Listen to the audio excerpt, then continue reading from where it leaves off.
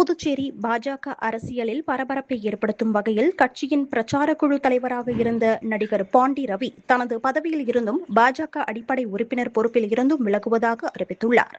செய்தியாளர்களை சந்தித்து பேசிய அவர் 1987ஆம் ஆண்டு முதல் பாஜகவில் பயணம் செய்து வருவதாகவும் தனது தந்தை சிவராமன் புதுச்சேரி பாஜகவின் முதல் தேசிய செயற்குழு உறுப்பினர்களில் ஒருவராக இருந்ததாகவும் தெரிவித்தார். மேலும் கடந்த 6 ஆண்டுகளாக பிரச்சார குழு தலைவராக பணியாற்றிய நிலையில் சில தவிர்க்க முடியாத காரணங்களால் பதவியை விட்டு விலகுவதாக கூறிய அவர் தனது அரசியல் பயணம் தொடர்ந்து நடைபெறும் என்றும் குறிப்பிட்டார். மேலும் தனது திறமை மற்றும் தகுதியை பாஜக முழுமையாக பயன்படுத்திக் கொள்ளவில்லை என்ற வருத்தத்தை வெளிப்படுத்திய அவர் தமிழகம் மற்றும் புதுச்சேரியில் தன்னை பல லட்சம் மக்கள் அறிந்திருப்பதாகவும் அதற்கேற்ற அங்கீகாரம் கிடைக்கவில்லை என்றும் குற்றம் சாட்டினார்.